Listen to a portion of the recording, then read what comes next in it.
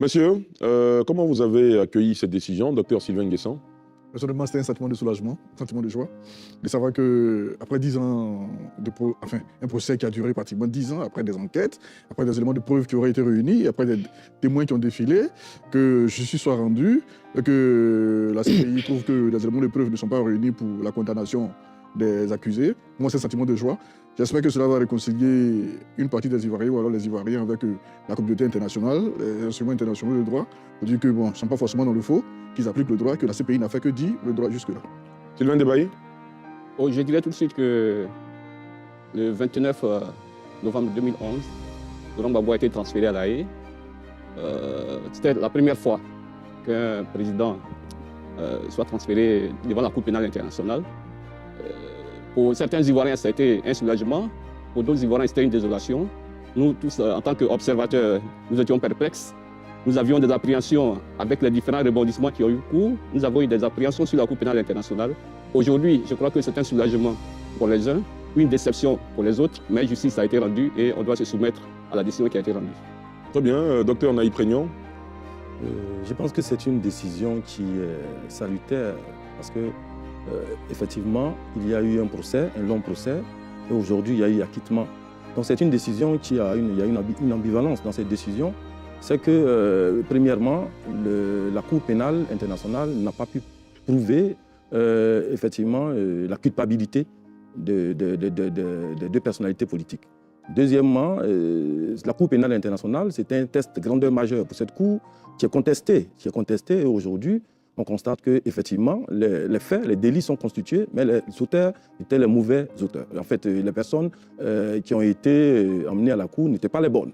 Une chose est sûre, 3000 Ivoiriens ont perdu la vie et il faut trouver les responsables de ces morts. Donc, pour les deux personnalités politiques, c'est une bonne chose, mais pour la Côte d'Ivoire, il reste encore à trouver les auteurs des 3000 morts. Alain Wakili?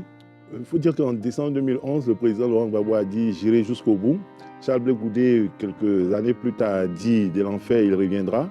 On peut penser que les deux ont gagné leur pari. Ce que je note, c'est que ceux qui sont satisfaits, après cette décision, sont plus nombreux que ceux qui sont mécontents. N'empêche qu'il y a des mécontents dont il faut écouter éventuellement la peine et l'angoisse, comme un match de football, comme une élection.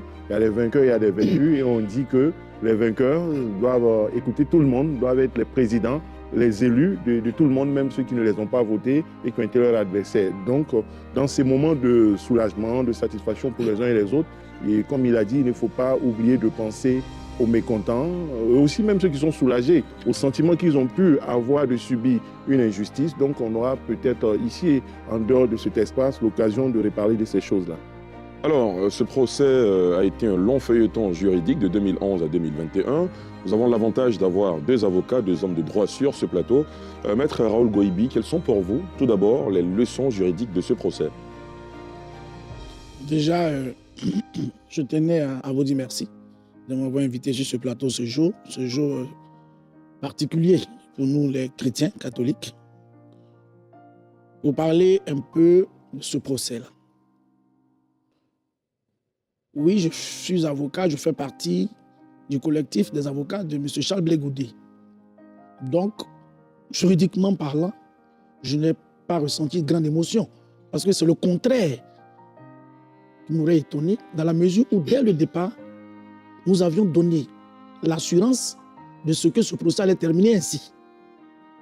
Déjà, quand les choses sont mal montées dès le départ, on a l'assurance qu'on va atteindre un tel résultat. Ce procès n'a eu lieu que seulement sur les charges. Comme vous l'avez dit, on n'est pas rentré dans le fond. On a redonné la possibilité à Madame la procureure Bensouda de revoir ses copies. Encore pour lui donner une chance de pouvoir arriver, ne serait-ce que à un débat fondamental. Donc, au niveau des avocats de la défense, nous avons l'assurance que les choses allaient se terminer ainsi. Vous voyez, voici un procès qui a eu lieu pendant 10 ans, où on a demandé à la poursuite d'apporter des éléments pouvant justifier le maintien en détention de nos clients. Le premier juge a dit que de façon exceptionnelle, il n'a jamais trouvé de preuve aussi faible. Le second juge a dit qu'il n'avait même pas lieu de statuer sur une opportunité d'ouvrir d'autres débats parce que les éléments qui ont été envoyés devant la première juridiction ne devaient même pas permettre d'ouvrir un procès. Donc pour nous, les avocats, nous avions l'assurance, la certitude que ce procès-là allait être ainsi. Maintenant, au plan politique. On en parle dans la deuxième partie de l'émission. Je suis prêt. Alors, Maître Meïté, tout à l'heure, votre confrère, Maître Raoul Goïbi, disait « Le dossier de l'accusation a été mal monté ». Est-ce que vous partagez cet avis?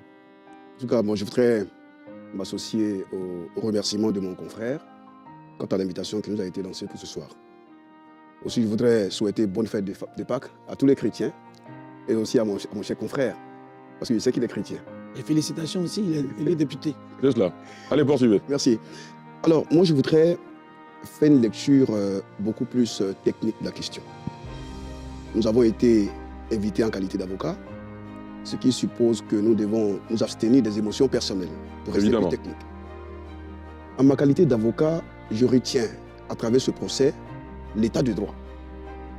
La Côte d'Ivoire a fait preuve qu'elle est un état de droit. Je vous souviens déjà qu'en 2003, précisément si mes souvenirs sont bons, c'était le 18 avril où le président Laurent Gbagbo avait saisi la Cour pénale internationale pour solliciter sa compétence en Côte d'Ivoire. Cette compétence a été encore réaffirmée le 10 décembre 2010 par le président nouvellement élu, le président Alassane Ouattara. Donc c'est fort de cela que la Côte d'Ivoire a offert sa collaboration pour une enquête sérieuse sur toutes les atrocités perpétrées en Côte d'Ivoire. Et la Cour pénale internationale, le procureur de la CPI a donc eu l'opportunité d'enquêter en Côte d'Ivoire sans être gêné. À l'époque, c'était le procureur Ocampo. Et la Côte d'Ivoire a effectivement offert sa collaboration. Cela dénote de la volonté de créer un état de droit. Et le procès s'est tenu effectivement. Le parquet a été mis en situation d'établir la culpabilité des accusés. La Cour pénale internationale a demandé l'extradition, la mise à disposition de ces accusés, ce qui a été fait par la Côte d'Ivoire au moyen d'un arrêt rendu par la chambre d'accusation. Ils ont été extradés. Ils ont été mis à la disposition de la CPI. Donc, de mon point de vue, je voudrais féliciter les autorités de la Côte d'Ivoire pour avoir offert cette opportunité qui est gage de l'état de droit.